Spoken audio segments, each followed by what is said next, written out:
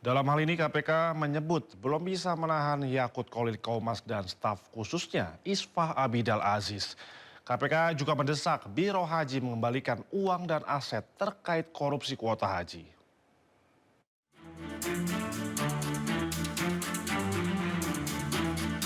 Setelah menetapkan Yakut Khalil Qaumas dan staf khususnya Isfah Abidal Aziz atau Gus Alex sebagai tersangka dalam kasus dugaan korupsi kuota haji 2023-2024, KPK masih berupaya mengumpulkan uang maupun aset dari penyelenggara ibadah khusus haji atau PIHK dan Asosiasi Biro Travel Haji. Sebelumnya KPK mengklaim telah menerima pengembalian dana hingga 100 miliar rupiah. Kini KPK terus mendesak Biro Haji agar kooperatif untuk segera mengembalikan uang maupun aset kepada KPK. KPK juga masih terus menunggu kepada pihak-pihak yang masih ragu, masih maju mundur untuk mengembalikan terkait dengan aset-aset, termasuk dalam bentuk uang yang diduga berkaitan dengan dugaan tindak pidana korupsi ini. Silakan kami tunggu, nanti akan dilakukan penyitaan tentunya sebagai bagian dari proses pembuktian dalam penyidikan dan juga langkah awal yang positif bagi optimalisasi aset recovery. Terkait penahanan mantan Menteri Agama era Joko Widodo dan Isfah Abidal Aziz, KPK mengatakan penahanan merupakan kebutuhan penyidik dan proses penyidikan masih terus berjalan. Tim Liputan iNews melaporkan. Beralih ke informasi lainnya, pemirsa, KPK menetapkan Menteri Agama era Jokowi, Yakut Khalil Qaumas sebagai tersangka dugaan korupsi kuota haji. KPK menyebut akan segera menahan Yakut.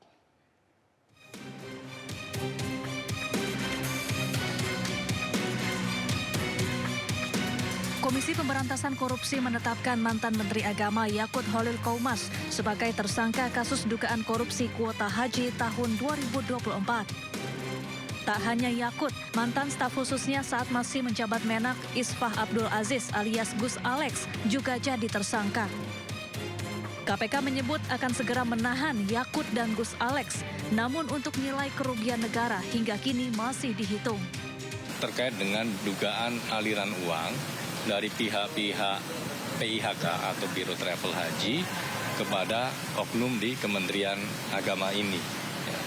Dari perbuatan melawan hukum yang bersangkutan ini, maka kemudian penyidik menetapkan tersangka kepada dua orang, yaitu saudara YCQ dan saudara IAA. Tentunya, tapi bukan nanti hari ini ya, tentunya nanti kita. Nanti kami akan update. Saat ini masih menunggu finalisasi dari kawan-kawan BPK. Kita tunggu kalkulasinya sampai nanti selesai. Sementara itu, kuasa hukum Yakut menyebut menghormati proses hukum di KPK. Pihaknya menjunjung asas praduga tak bersalah sampai ada putusan pengadilan.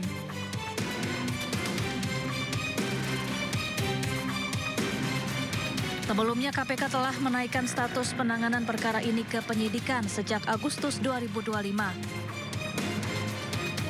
Kasus ini bermula dari pemberian 20.000 kuota haji tambahan dari pemerintah Arab Saudi untuk Indonesia. Kuota seharusnya dibagikan 92% untuk kuota reguler dan 8% untuk kuota haji khusus. Namun Yakut malah membagikan 10.000 kuota untuk reguler dan 10.000 kuota untuk haji khusus. KPK menduga kuota khusus tambahan tersebut diperjualbelikan. Tim Liputan iNews melaporkan.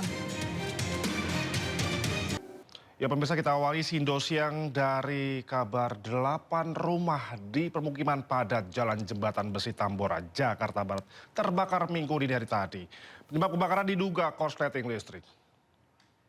Jembatan besi dulu bangkit. Ya mohon teman-teman yang dekat sanak famili silakan datang bantu ya. Kebakaran di depan di jembatan besi. Api cepat membesar dan membakar 8 rumah di kawasan padat penduduk di Jembatan Besi Jakarta Barat Minggu dini hari.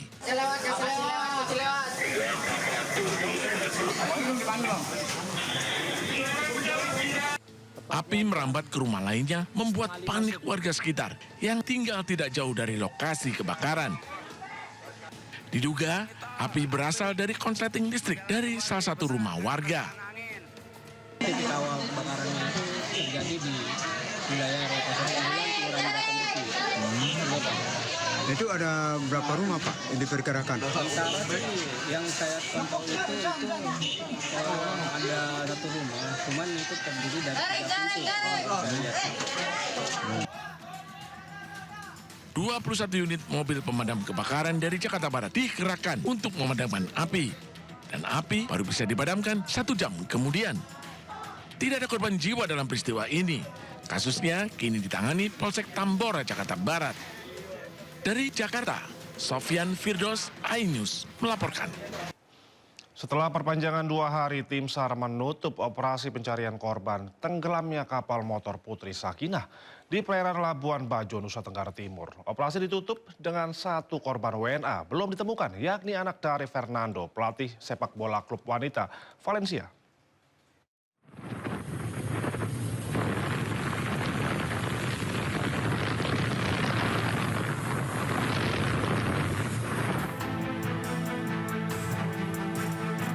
Operasi pencarian seorang wisatawan asal Spanyol, korban tenggelamnya kapal motor Putri Sakinah di perairan Pulau Padar, Labuan Bajo, Manggarai Barat, Nusa Tenggara Timur resmi ditutup.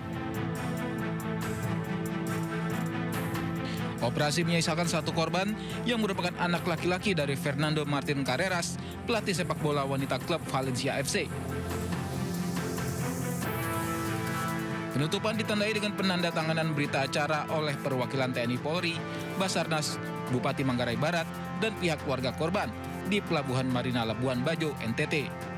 Kepala Kantor SAR menyebut tak menutup kemungkinan operasi SAR kembali dibuka jika muncul tanda-tanda penemuan korban.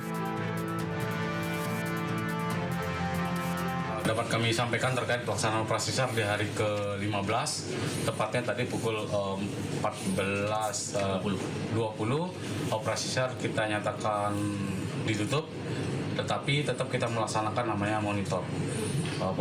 Kita melaksanakan monitor terhadap 1 yang belum diketemukan.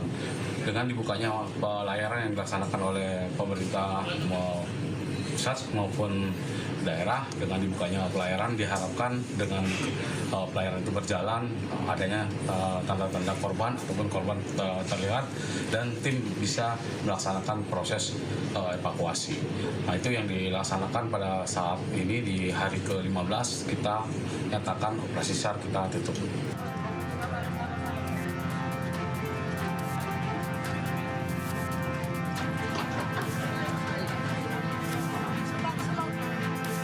Selama 15 hari pencarian, tim SAR berhasil temukan jasad 3 penumpang kapal motor Putri Sakinah, yakni Fernando, putrinya yang berusia 12 tahun, dan putranya yang berusia 10 tahun. Sementara upaya pencarian 1 lagi putra dari Fernando terkendala cuaca buruk. Tim SAR bahkan sampai memperpanjang pencarian 2 hari untuk mencari korban. Polisi sendiri telah tetapkan 2 tersangka dalam kecelakaan ini, yakni nakoda kapal Putri Sakinah dan anak buah kapal bagian mesin. Keduanya dijerat pasal tentang kelalaian yang akibatkan orang lain meninggal dunia. Dari Labuan Bajo, Nusa Tenggara Timur, Joni Nura, iNews melaporkan.